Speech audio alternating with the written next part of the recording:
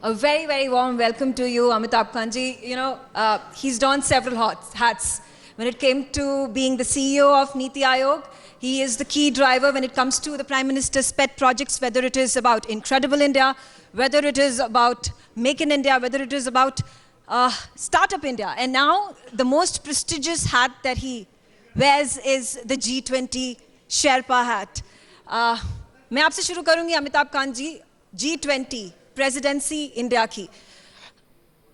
देश भर में ढिंढोरा है कि भारत में शादी है और पूरे विश्व को न्योता है, और आप G20 शेरपा इसको लीड कर रहे हैं, गाइडेंस दे रहे हैं, चाहे वो उदयपुर में हो, चाहे वो बैंगलोर में हो, मुंबई में हो, अंडमान निकोबार आइलैंड्स में हो। ये किस तरफ इनिशिएटिव जा रहा है? हमारी जो G20 प्रेसिडेंसी है नवंबर 2023 तक है। तो देखिए G20 जो होता है वो दुनिया के बहुत विकसित देश और विकासशील देश सबको मिला के होता है, और ये एक इम्पॉर्टेंट फोरम है क्योंकि दुनिया का जो 85% GDP होता है वो G20 देशों से आता है, और दुनिया का 78% ट्रेड G20 देशों से आता है, और 90% पेटेंट्स G20 कंट्रीज से आते हैं।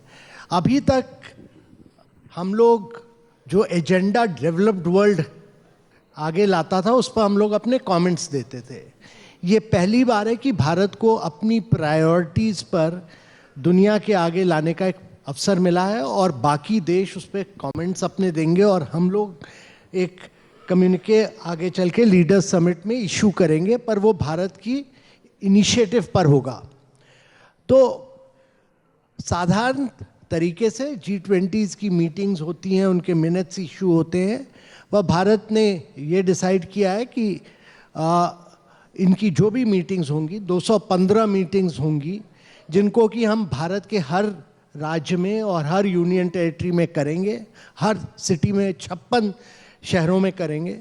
तो ये एक अवसर मिलता है कि इन 56 शहरों को हम ट्रांसफॉर्म कर सकें, उनकी सड़कें हों, उनके पॉट होल्स हों, उनके ड्रेनेज हों, उनके सुएज हों, उनको हम एक बड़ा बदलाव इन सिटीज़ में ला सकते हैं, जो कि उदयपुर राजस्थान सरकार ने उदयपुर में किया, कर्नाटक सरकार ने बेंगलोर में किया, और महाराष्ट्र सरकार ने मुंबई में किया। उन्होंने शहरों की शक्ल बदली जी। और दूसरा कि स्टेट्स को एक अवसर मिलता है कि वो अपने कल्चरल प्रोग्राम, उनके फोक आर्ट फॉर्म्स हों, क्लासिकल आर्ट फॉर्म्स हों, उनको दुनिया के आगे ला सकें, और तीसरा कि अपने क्यूलिनरी और क्विजीन टैलेंट को दिखा सकें अपने अपने स्टेट के।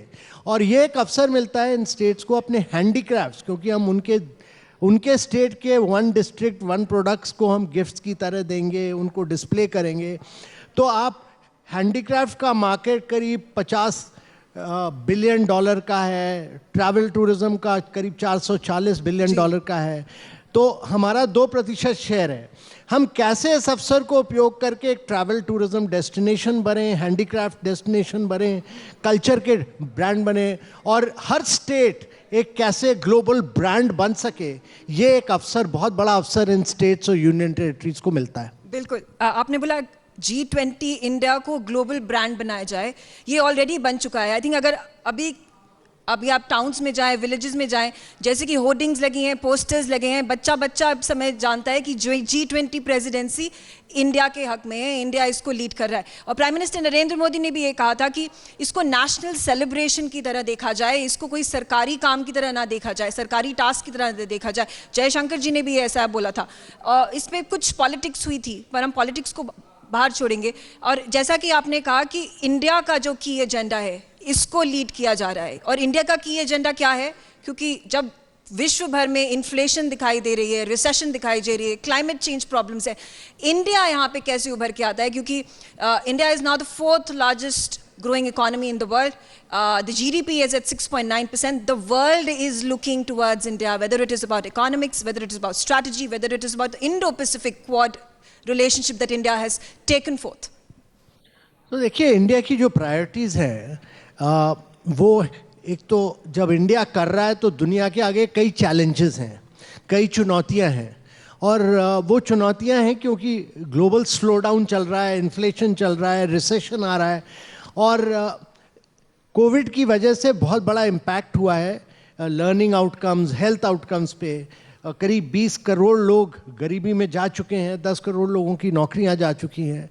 क्लाइमेट फाइनेंस का एक बहुत बड़ा चैलेंज है, ग्लोबल सप्लाई चेन डिसरप्टेड है, तो फिर से चाइना में कोविड आया है। तो ये सब दुनिया वैश्विक चुनौतियां हैं, पर हर चुनौती एक बहुत बड़ा अवसर देता है। और इसलिए हमारे विचार से भारत की प्रेसिडेंसी के सामने एक बहुत बड़ा अवसर है कि हम एक ग्लोबल लीडरशिप दिखा सकें। और हमारी जो प्रायोरिटी है वो इसी तरह चुनी गई हैं, क्योंकि भारत ने डिजिटल ट्रांसफॉर्मेशन के क्षेत्र में fast payment, digital identity, data empowerment, bank accounts, इन सब क्षेत्रों में बहुत बड़ा काम किया है। कोविड में ही हमने दो जो आप देखिए कितने सबको हमने करीब 2 बिलियन लोगों को वैक्सीनेशन दिया, और कहीं पेपर वर्क उपयोग नहीं किया, ये सारा कैशलेस, पेपरलेस, डिजिटल था। इसी तरह हर व्यक्ति के पास एक डिजिटल आइडेंटिटी है, हर व्यक्ति के पास एक बैंक अकाउंट है, और हमारा जो डिजिटल पेमेंट है वो यूएसए और यूरोप और फ्रांस और जर्मनी से 7 गुना ज़्यादा है, और चाइना से 3 गुना ज़्यादा है डिजिटल पेमेंट। तो ये एक, अगर हम कोविड के समय हमने करीब सारे व्यक्तियों को, सारे गरीब लोगों को, हम 47 करोड़ लोगों को हमने डायरेक्ट बेनिफिट ट्रांसफ़र दिया, तो डायरेक्ट बेनिफिट ट्रांसफ़र की वजह से कोई गरीबी में नहीं जा सका। तो ये एक लेसन है कि कैसे डिजिटाइजेशन को उपयोग करके हम कैसे ट्रांसफॉर्मेशन कर सके बाकी दुनिया में। करीब 70 देश ऐसे हैं जिनको कि ग्लोबल डेट की प्रॉब्लम है, और 133 देश ऐसे हैं जहाँ की डिजिटल पेमेंट नहीं है। करीब 400 करोड़ लोग ऐसे हैं जिनके पास डिजिटल आइडेंटिटी नहीं है, 200 करोड़ लोग ऐसे हैं जिनके पास बैंक अकाउंट नहीं है। तो इंडिया का मॉडल हम कैसे दुनिया में ले जा सकें, ये एक इंडिया का नैरेटिव दुनिया में कैसे ले जा सकें, ये बहुत बड़ा अवसर। आपको लगता है इंडिया का narrative prime minister Narendra Modi द्वारा ऑलरेडी बन चुका है विश्व गुरु का? India being the leading light, the bright shining light to be taken as an example, चाहे वो वैक्सीन वॉर ही क्यों ना हो, डिजिटाइजेशन जैसे आपने कहा, European nations, America, they are wanting to replicate our model. और अभी देखा जाए जो G20 प्रेसिडेंसी बाली के अंदर खत्म हुई, वहाँ पे प्राइम मिनिस्टर नरेंद्र मोदी थे, और India was looked as a negotiating power between the global south and the west. So कहीं, और यूक्रेन रशिया वॉर के अंदर हर बार जब नेगोशिएटिंग टेबल के ऊपर आने की बात होती है तो इंडिया का नाम सबसे पहले आ जाता है।